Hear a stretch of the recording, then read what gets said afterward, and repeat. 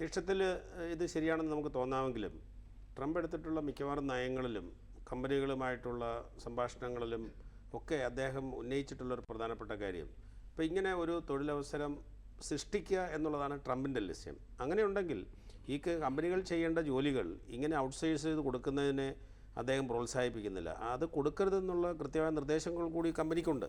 അപ്പം നമ്മൾ പ്രത്യക്ഷത്തിൽ ചിന്തിക്കാം, ആ ജോലി ഇവിടെ ഇരുന്ന് ചെയ്താൽ പോരെ. അതിന് കമ്പനിക്ക് ട്രംപ് അല്ലെങ്കിൽ അവിടുത്തെ നിയമം അനുവാദം കൊടുക്കാത്ത രീതിയിലാണ് ഇതിൻ്റെ അകത്ത് ചില ചട്ടങ്ങൾ ഉണ്ടാക്കി വെച്ചിരിക്കുന്നത്. അപ്പം അതുകൊണ്ടാണ് നമുക്ക് ഷോർട്ട് ടേമിൽ ഈ സർവീസ് അമേരിക്കയിൽ ആവശ്യമുള്ളൊരു സർവീസാണ്. അത് ഇന്ത്യയിൽ നിന്ന് ചെയ്താൽ നമുക്കിവിടെ അത് കിട്ടില്ലേ. ഇവിടെ യഥാർത്ഥത്തിൽ ഇപ്പോൾ ഇന്ത്യയിലെ ടെക്നോ പാർക്കുകളിലും ബാംഗ്ലൂരിലും ഉള്ളൊരു ഭയം, അവർ ഇപ്പോൾ അമേരിക്കയിൽ ചെയ്തുകൊണ്ടിരുന്ന ജോലികളെ പോലും ഇത് ബാധിക്കുമോ എന്നുള്ളൊരു ഭയമുണ്ട്. ആ ഭയം എന്ന് പറയുന്നത് ആ ജോലികൾ അമേരിക്കക്കാർക്ക് കൊടുക്കണം, അമേരിക്കയിൽ തൊഴിലവസരങ്ങൾ സൃഷ്ടിക്കണം, അതിന് കുറച്ച് താൽക്കാലിക ബുദ്ധിമുട്ടുണ്ടെങ്കിലും അത് അവർക്ക് കിട്ടട്ടെ എന്നുള്ളതാണ്. അതുകൊണ്ട് നമ്മൾ ഈ പ്രതീക്ഷിക്കുന്ന രീതിയിൽ ഈ പലരും സൂചിപ്പിച്ചതുപോലെ നമുക്ക് താൽക്കാലികമായി നമുക്ക് നല്ല ബുദ്ധിമുട്ടുകളുണ്ടാകും. ഇനി നമ്മൾ നല്ലൊരു സമ്പദ് വ്യവസ്ഥയായി മാറി വളർന്നു വന്ന് ടെക്നോളജികളും സർവീസുകളും ഇവിടെ ആവശ്യമായി വരുമ്പോൾ മാത്രമേ നമ്മൾ ഈ പറയുന്ന രീതിയിൽ അമേരിക്കയെ ബുദ്ധിമുട്ടിലാക്കുവാൻ നമുക്ക് സാധിക്കുകയുള്ളൂ.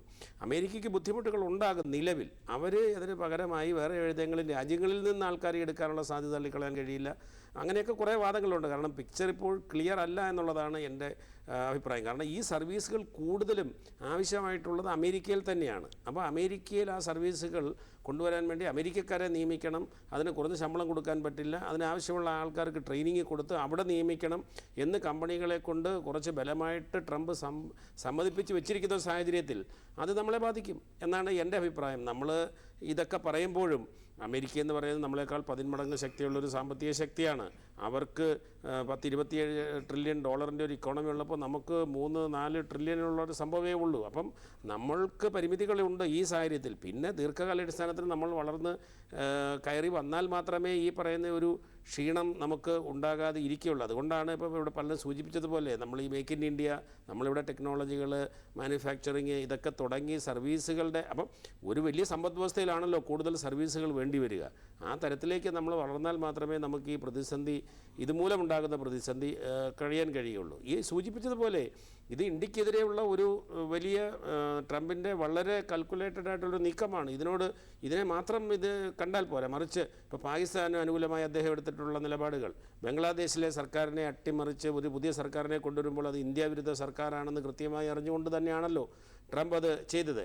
യുക്രൈനിൽ ഇന്ത്യയാണ് യുദ്ധം ചെയ്യുന്നത്, അവിടെ നിന്ന് എണ്ണ വാങ്ങരുത് റഷ്യയിൽ എന്ന് പറയുന്നതിൻ്റെ ന്യായം എന്താണ്? അതുപോലെ ഏതെല്ലാം മേഖലകളിലാണ് ഇന്ത്യയെ അല്പം ഒതുക്കി നിർത്തുവാൻ ശ്രമിക്കാൻ കഴിയുന്നത്, ആ മേഖലയിലെല്ലാം ഇന്ത്യക്കെതിരെ വലിയ നടപടികളാണ്, ഇന്ത്യ വിരുദ്ധ നടപടികളെന്ന് തന്നെ നമുക്ക് പറയാവുന്ന രീതിയിലാണ് അദ്ദേഹം എടുത്തിട്ടുള്ളത്. അതിൻ്റെ ഇടയ്ക്ക് പ്രൈം മിനിസ്റ്റർ മോദിക്ക് ജന്മദിനാശംസകൾ നേരാനും അദ്ദേഹം മറന്നില്ല. അപ്പം ഇതെല്ലാം എന്താണ് കാണിക്കുന്നത്? കൂട്ടായി നിന്നുകൊണ്ട് തന്നെ ഇതിനെ വളർന്നു വരുവാൻ അനുവദിക്കാത്ത രീതിയിൽ ഇന്ത്യക്ക് എന്തൊക്കെ ബുദ്ധിമുട്ടുകൾ ഉണ്ടായാലും തന്നെയും അത്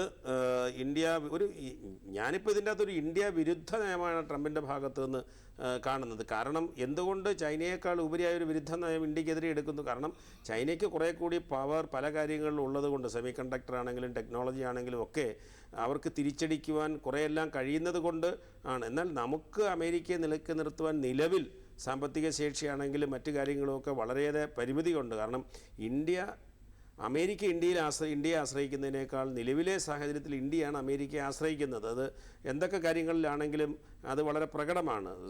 നമ്മുടെ സാങ്കേതികവിദ്യയുടെ കാര്യത്തിലാണെങ്കിലും ഡിഫൻസിൻ്റെ കാര്യത്തിലാണെങ്കിലും നമുക്ക് അമേരിക്കയെ നല്ല രീതിയിൽ ആവശ്യമുണ്ട്. അപ്പം നമ്മളെ പരമാവധി വരിഞ്ഞു മുറുക്കി ഇനി വരും ദിവസങ്ങളിൽ പല ചർച്ചകളുണ്ടല്ലോ, ട്രേഡുമായി ബന്ധപ്പെട്ടും വ്യാപാരത്തിൻ്റെ H1 വിസയുടെ ഒക്കെ ചർച്ചകൾ വരുമ്പോൾ അവിടെ നമ്മളെ പരമാവധി പ്രതിരോധത്തിലാക്കി പരമാവധി ലാഭം അല്ലെങ്കിൽ വിട്ടുവീഴ്ചകൾ ഇന്ത്യയുടെ ഭാഗത്തുനിന്ന് ഉണ്ടാക്കുവാൻ വേണ്ടിയിട്ടുള്ളൊരു ശ്രമവും അതുവഴി ഇന്ത്യയുടെ വളർച്ച എത്രമാത്രം വരും കാലങ്ങളിൽ തടഞ്ഞു നിർത്താം എന്നുള്ളതുമാണ് ട്രംപ് ആലോചിക്കുന്നത്. കാരണം ട്രംപിന് വളരെ കൃത്യമായിട്ട് അറിയാം ഇന്ത്യയുടെ വിദേശ നയത്തിൻ്റെ സ്വഭാവം എന്ന് പറയുന്നത് അങ്ങനെ ആർക്കും വിധേയപ്പെട്ടുകൊണ്ട് പൂർണ്ണമായും കീഴ്പ്പെടുന്നൊരു രീതിയല്ല. ഇപ്പം നമ്മൾ സാമ്പത്തികമായി അമേരിക്കയുടെ അടുത്തൊന്നും നിൽക്കാത്തൊരു രാജ്യമായിട്ട് പോലും സ്വതന്ത്രമായൊരു നയവുമായി മുന്നോട്ട് പോകുവാനും ചില കാര്യങ്ങളിലെങ്കിലും അമേരിക്കയെ വെല്ലുവിളിക്കുവാനും തയ്യാറായൊരു ഘട്ടത്തിൽ ഇന്ത്യ കൂടി വളർന്നു വന്നു കഴിഞ്ഞാൽ എങ്ങനെയാണ് ഇപ്പം നാരായണൻ സൂചിപ്പിച്ചതുപോലെ ഒരു ചൈനയായി മാറും എന്നുള്ള കാര്യത്തിൽ ഉറപ്പാണ്. അത് ഉൾക്കൊള്ളുവാൻ ഒരു കാരണവശാലും അവർ തയ്യാറല്ല.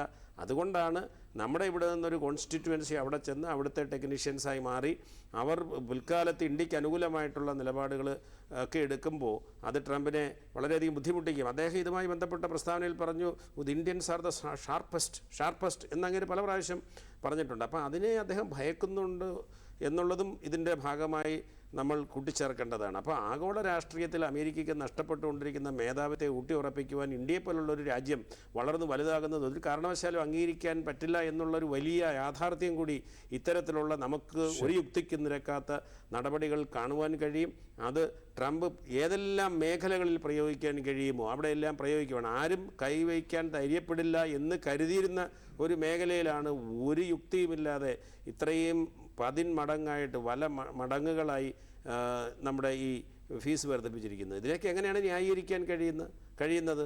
തികച്ചും നമ്മുടെ യുക്തിക്ക് ബോധങ്ങൾക്ക് ചേരാത്ത ഒരു നയം അമേരിക്ക എടുക്കുമ്പോൾ തീർച്ചയായിട്ടും അമേരിക്കയ്ക്കുള്ളൊരു ആശങ്ക ഇതിലുണ്ട്. അമേരിക്ക ലാഭം കൊയ്യാമെന്ന് വെച്ച് കരുതുന്നുണ്ടെങ്കിലും അവർക്ക് നഷ്ടപ്പെട്ടുകൊണ്ടിരിക്കുന്ന മേധാവിത്വത്തെ എങ്ങനെയെങ്കിലും കെട്ടിയുറപ്പിച്ചുകൊണ്ടും മാത്രമല്ല ഇതിലൊരു അധികാരത്തിൻ്റെ പ്രശ്നം കൂടിയുണ്ടെന്നാണ് എൻ്റെ ഒരു വിലയിരുത്തൽ. ട്രംപിന് അധികാരത്തിൽ തുടരുവാൻ വേണ്ടിയിട്ട് അദ്ദേഹത്തെ സപ്പോർട്ട് ചെയ്ത കോൺസ്റ്റിറ്റ്യുവൻസി ഏതെല്ലാം രീതിയിൽ മുന്നോട്ട് കൊണ്ടുവരാം. കഴിഞ്ഞ ദിവസം മരണപ്പെട്ട ചാർലി കിർക്ക് എന്ന് പറയുന്ന അദ്ദേഹത്തിൻ്റെ ആ സമ്മേളനത്തിൽ അവിടെ കൂടിയിരുന്നത് സ്റ്റേഡിയം നിറഞ്ഞു കവിഞ്ഞിട്ട് ആൾക്കാർ പുറത്ത് തിങ്ങി നിറയുകയായിരുന്നു. അപ്പം അത്തരത്തിലുള്ളൊരു കോൺസ്റ്റിറ്റ്യുവൻസിയെ നല്ല രീതിയിൽ സാറ്റിസ്ഫൈ ചെയ്യുവാൻ ട്രംപിന് കഴിയുന്നുണ്ട്. ഞാൻ അവിടെ നിന്ന് മനസ്സിലാക്കിയ സുഹൃത്തുക്കളോടൊക്കെ സംസാരിച്ചപ്പോൾ എനിക്ക് മനസ്സിലാക്കുവാൻ കഴിഞ്ഞൊരു കാര്യം, ഈ കാര്യങ്ങൾ വരുമ്പോൾ നമുക്ക് ചില ബുദ്ധിമുട്ടുകളുണ്ടാകും, അമേരിക്കക്കാരായ നമുക്ക് ചില നഷ്ടങ്ങളുണ്ടാകും.